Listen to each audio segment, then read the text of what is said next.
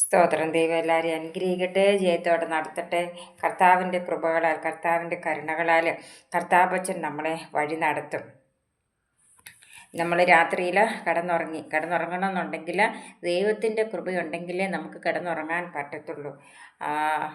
സമാധാനത്തോടെ കിടന്നുറങ്ങാൻ സാധിച്ചതിന് നമുക്ക് ദൈവത്തോട് നന്ദി പറയാം. രാത്രി തന്നെ എത്രയോ പേര് ലോകം വിട്ട് കടന്നുപോയി, എത്രയോ പേര് കിടക്കമേലായി തീർന്നു. അപ്പോൾ കർത്താവിൻ്റെ കൃപകളാൽ അല്ലേ നമുക്ക് ജീവിക്കാനായിട്ട് സാധിക്കത്തുള്ളൂ. അപ്പം ആയുസ് തരുന്നതും ആരോഗ്യം തരുന്നതും എല്ലാം ദൈവമാണ്. ദൈവത്തിന് നമുക്ക് ഓരോരുത്തർക്കും സമർപ്പിച്ച് നമുക്ക് ജീവിക്കാം.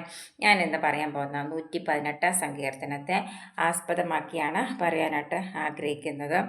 ഇവിടെ ആദ്യത്തെ തന്നെ യഹോവയ്ക്ക് സ്തോത്രം ചെയ്യുവിൻ. ആർക്കാ സ്തോത്രം ചെയ്യേണ്ടുന്നത്? യഹോവയ്ക്ക് സ്തോത്രം ചെയ്യുവിൻ. അവൻ എന്തുകൊണ്ടാണ് സ്തോത്രം ചെയ്യുന്നത്? യഹോവ നല്ലവനായിരുന്നുകൊണ്ടാണ്. അതുപോലെ തന്നെ അടുത്ത് പറയുന്നത് യഹോവയുടെ ദയ എന്നേക്കുമുള്ളത്. ഇന്നലെ മിനിഞ്ഞാന്നെന്നുള്ളതിൽ എന്നേക്കുമാണ് ദയയുള്ളത്. അവൻ്റെ ദയ എന്നേക്കുമുള്ളത്. അപ്പോൾ 2 പ്രാവശ്യം റിപ്പീറ്റ് ചെയ്താണ് ദയ എന്നേക്കുമുള്ള, ദൈവം എന്നേക്കുമുള്ളതെന്ന് പറയും. എന്ന് ഇസ്രായേൽ പറയട്ടെ.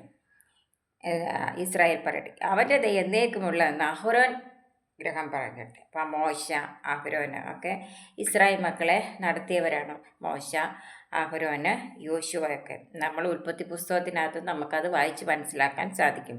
ഞെരുക്കത്തിൽ ഞാൻ യഹോവ വിളിച്ചപേക്ഷിച്ചു. അപ്പം ഞാൻ ഞെരുക്കത്തിലിരുന്നപ്പോൾ ഞാൻ എൻ്റെ യഹോവയെ വിളിച്ചപേക്ഷിച്ചു.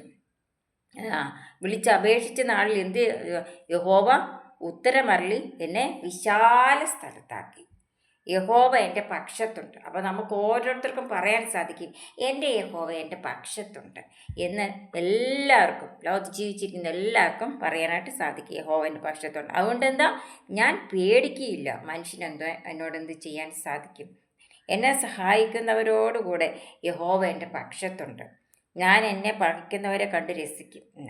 മനുഷ്യനിൽ ആശ്രയിക്കുന്നതിനേക്കാൾ അപ്പോൾ യഹോവയിൽ ആശ്രയിക്കേണ്ടത് നമ്മൾ യഹോവയിൽ ആശ്രയിച്ച് ജീവിക്കണം. പ്രഭുക്കന്മാരിൽ ആശ്രയിക്കുന്നതിനേക്കാൾ യഹോവയിൽ ആശ്രയിക്കുന്നതല്ല. കണ്ടോ, 2 പ്രാവശ്യം റിപ്പീറ്റ് ചെയ്ത് പറയുന്നുണ്ട്. യഹോവയിൽ ആശ്രയിക്കുന്നതല്ല, യഹോവയിൽ ആശ്രയിക്കുന്നതല്ല.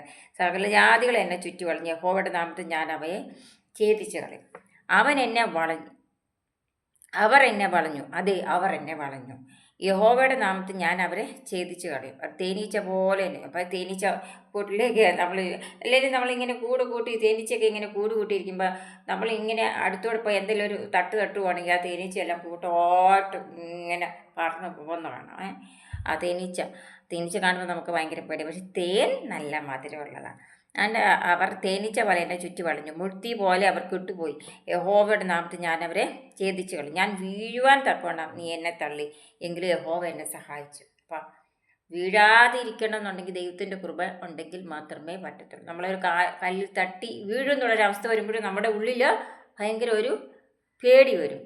ഇപ്പോൾ നമ്മളെ താങ്ങുവാനായിട്ട് ആരുണ്ട്? കർത്താപ്പച്ചനുണ്ട്. യഹോവ എൻ്റെ ബലവും എൻ്റെ കീർത്തനമാണ്. അപ്പം യഹോവ ആരാണ്? ബലമാണ്, കീർത്തനമാണ്.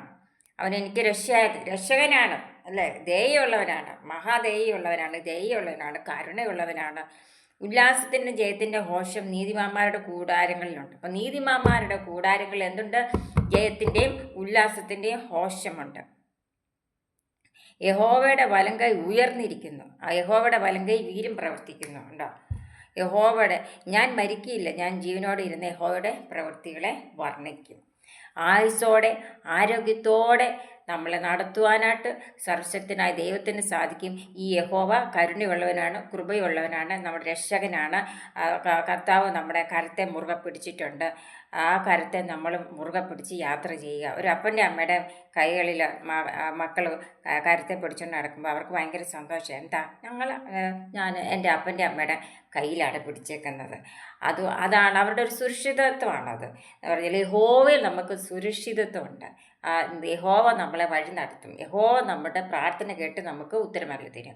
എല്ലാ ദൈവമക്കളെ ദൈവം അനുഗ്രഹിക്കട്ടെ, ചേർത്തോടെ നടത്തട്ടെ. കുഞ്ഞുങ്ങളൊക്കെ ഈ സങ്കീർത്തനമൊക്കെ വായിച്ച് ബലപ്പെടും. 118 സങ്കീർത്തനത്തെ ആസ്പദമാക്കിയാണ് ഞാൻ പറഞ്ഞത്. എല്ലാ കുഞ്ഞുങ്ങളെയും ദൈവം അനുഗ്രഹിക്കട്ടെ.